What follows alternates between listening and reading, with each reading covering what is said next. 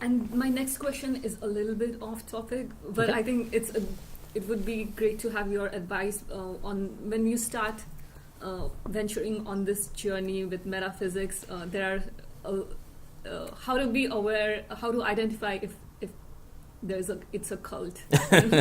Right. Well, that's very important actually, because I've seen groups that started out with a scientific precept, but then over time they became maybe enamored with a certain personality, or they had such strong beliefs about what they developed as a let's say as a theory, that they stop questioning it, right? And then they feel threatened if someone comes with a different idea. And they say, oh, you're not just questioning the idea, you're questioning the person behind the idea. And that's not necessarily the case. And then when you are not free, essentially, to question anything, anyone, for whatever reason, right? You're not being rude, you're not being aggressive, you are just being curious. You are being skeptical, as you should be. Then you are no longer in a scientific arena. You're starting to slide into the arena of religion, or maybe even a cult. Now, a cult is when it's not just like you get together and you celebrate your beliefs together, right? Now, if you want to leave, maybe there's consequences, right? Maybe now somebody's trying to control your life personally. Say, you don't really need to have this boyfriend or girlfriend. They're not really good for you. They don't, and they start to manipulate you, and they start to make it really difficult for you to be a free human being with your own thoughts and your own decisions, right?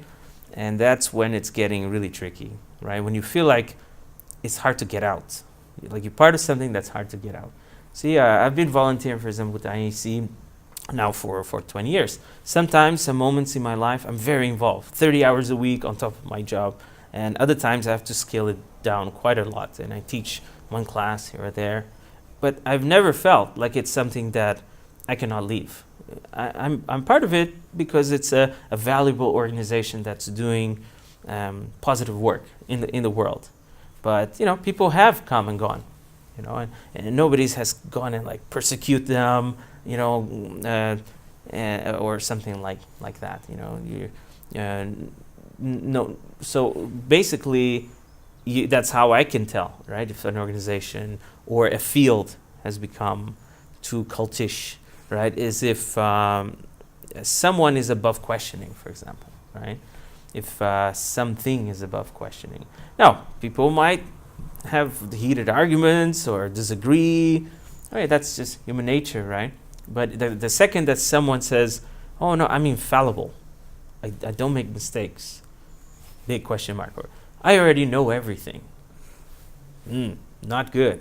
Or, we have solved it all and there's no more to learn, no one can do it better, this is the truth, it is absolute. Those aren't scientific statements, right? So at the very least, the basis of all science should be this freedom of interrogating reality, of questioning reality. And when somebody questions your interpretation, you shouldn't feel personally attacked. They're just wondering about the merits of the idea, if there's another way to interpret it. They might bring new evidence that you have to consider. Now, even in science, this happens, where people get entrenched in particular paradigms and theories, and maybe only when they die do new people bring new ideas, right? I mean, that's just called human nature. But at least in science, it's encouraged, it's normal for there to be a sort of dialogue, and sometimes competition of ideas. And that's okay, that's normal. But sometimes in these other fields, which are harder to study because we deal with things that cannot be easily measured, it's very easy to go into la-la land, and just basically now you're completely devoid of any kind of criterion of rigor. So, and then somebody can claim or actually have certain abilities, but that doesn't make them wiser. Just because you have more experiences doesn't mean that you are more ethical, wiser, more intelligent. Those are two different things. I can have lots of OBEs, but, not be the most ethical person or the most wise person. The two don't necessarily go hand in hand. But people get sort of like, oh, wow, this person has such amazing telepathy, then I should just trust everything they say. But they'll also think about it. If you're surrounded by people who all admire you, how long before you think that you are also, infallible and amazing and incredible? And so I think there's a sort of symbiotic thing that can happen. So I would just say stay vigilant. If you start to see that, maybe step back. If you're in an environment that you cannot question things, you cannot disagree, you cannot have your own opinion, you're gonna have your own life. That's very dangerous, right? But I think that can happen in almost any kind of realm of society. But we're especially susceptible in this field, right?